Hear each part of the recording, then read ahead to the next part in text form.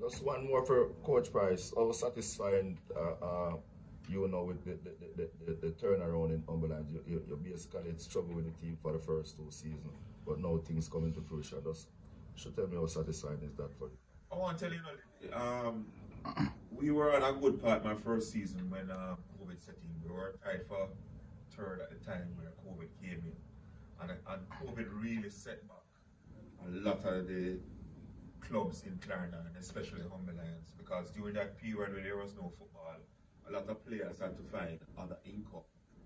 Some went into party promotion, some went into other walks of life, and it wasn't easy when we restarted football to get them back in that physical condition and that commitment to the sport.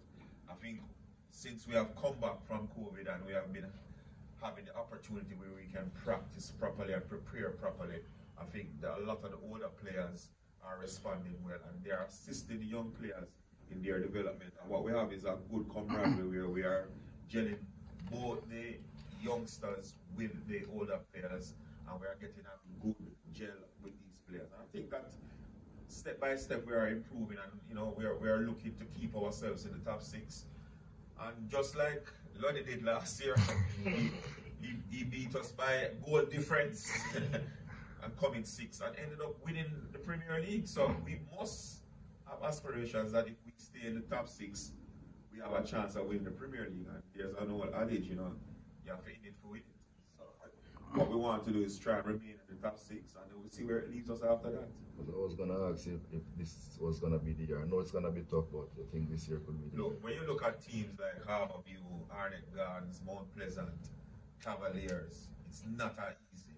It's not going to be easy, and it's the team that wants it the most that is going to end up winning the Premier League. And when the playoffs start, it's a different kettle of fish. So what we have to do is just take it one day at a time, treat each game on its merit, and play and see how far we can take it. Yeah, question to Coach Ludlow. Coach, you are one of the coaches who have worked with a lot of youngsters and senior players for many years now.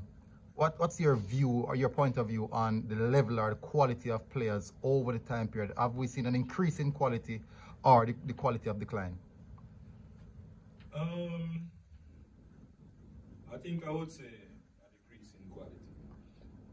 And I mean, I see it play out sometimes at my training sessions, right? Because, what was it, like yesterday we did some technical work, right? And I have to re-emphasize this being done because the players aren't at the level that I would want them to be.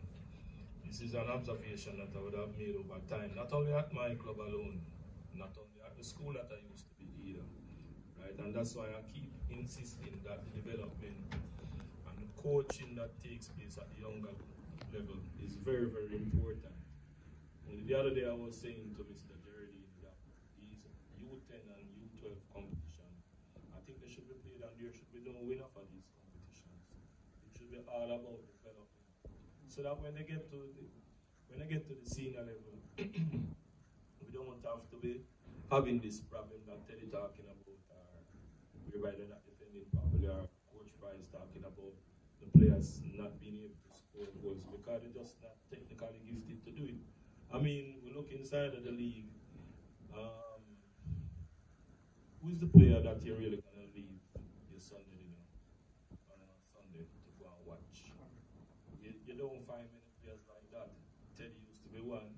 You used to have the German, you would Fabian Davis, the top of Whitmores.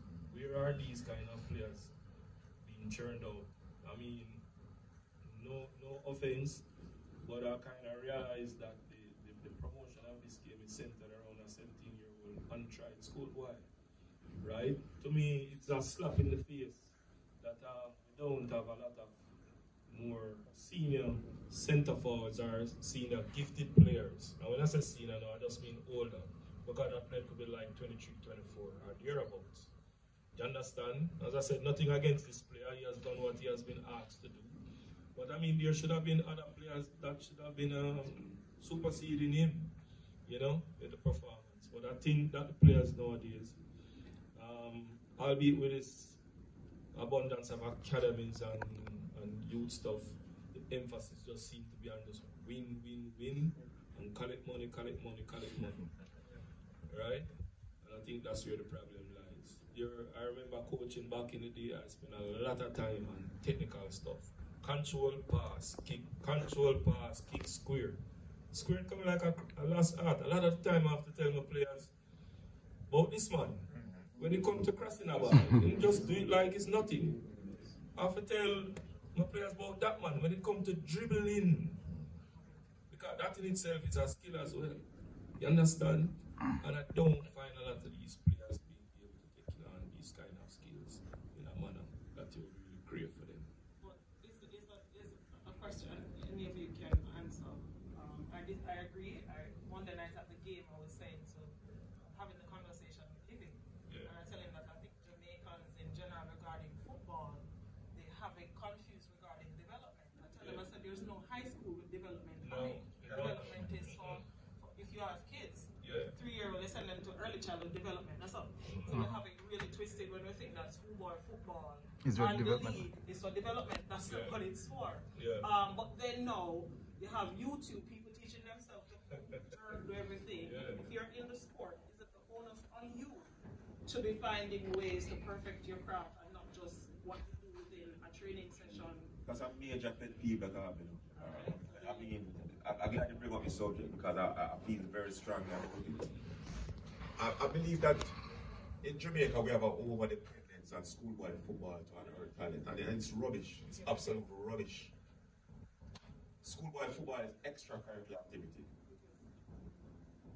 Players at a young age, from under 10 all the way up, must attach themselves to a club so they can continue development. Schoolboy football is not more than 3 months, if you know well, like Casey. You know, that's if you know well. You know, sometimes you only play 2 months of football. You can't unearth talent in 2 months. You have to be playing consistently 365 days of the year. And we need to have our youths playing longer football, and they have to attach themselves to clubs. They have to play competitions where they're constantly in a competitive environment to improve.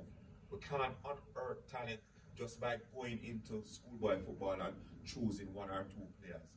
And if a player is talented enough at 15 to play for Harborview, or to play for Tivoli Gardens, or to play for Humberlands, give that player the opportunity to play.